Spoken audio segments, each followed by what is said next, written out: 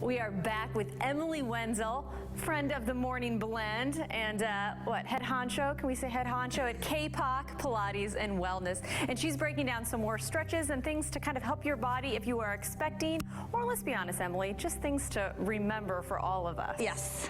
And I know you were talking about lunges. Is this like an old? I mean, my mother told me back in the early '80s, Natalie, make sure and do lunges every day. Why are they so important? While she was pregnant? Yes. She did that? Yes. I applaud her. It's bringing back old school. That's what, so I'm curious, why are they so important and what is the correct way to do it? Well, a big part of our foundation, and you want to build up your strength in your legs to support your body during the next few days and weeks and months ahead.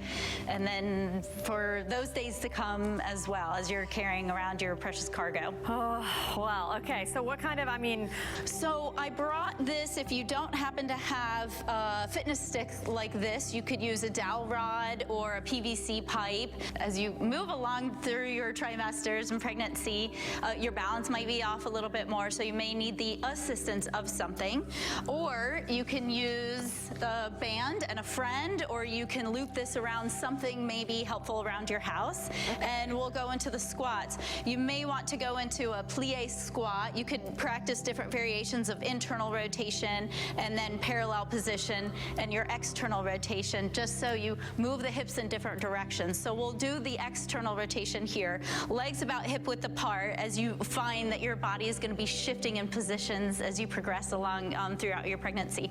So I'm assuming you get wider the further you go? A little bit wider. You'll probably naturally and organically do that. So the first part is I'm going to give you a little resistance here, but you're going to kind of sink back and then down through the heels.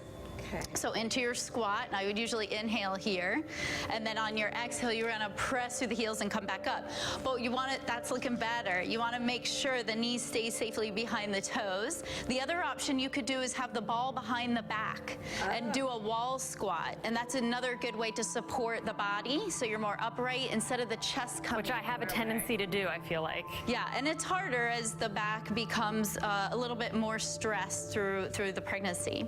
So the other good thing with the band here, after you do your 100 squats, is going to be to pull back. So then you're still building your strength in your upper body. Bringing the legs closer together is going to challenge your balance a little bit more.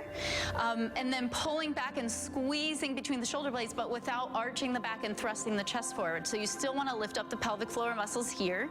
And then as you squeeze and then release, you're opening up the heart and the chest muscles, but you're strengthening the back, because the tendency is to carry the baby, and then we're forward in this, or even as the pregnancy, as you develop a little bit more in your pregnancy, we get a little tighter in the chest.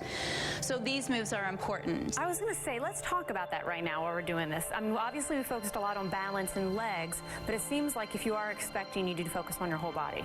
Muscle balance. So you also, bridging is going to be important. So if you're doing a lot of squats and feeling heaviness in the quads, you want to make sure to stretch and then also strengthen. So muscle balance here.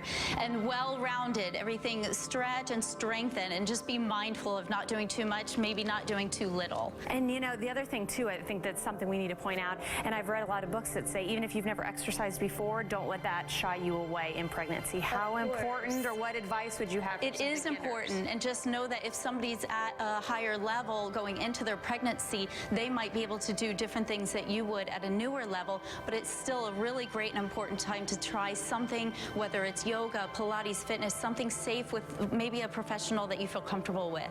Okay, and I was saying, I'm already out of breath, but you tell me that's normal with expecting, right? Oh yeah, you're providing a lot of nutrition for more than one person, so yes, and maybe some breathing exercises we should tap into next time. I like that plan. As always, thank you so much for your time and sharing your ideas and suggestions to help expectant mothers or anyone out there, really.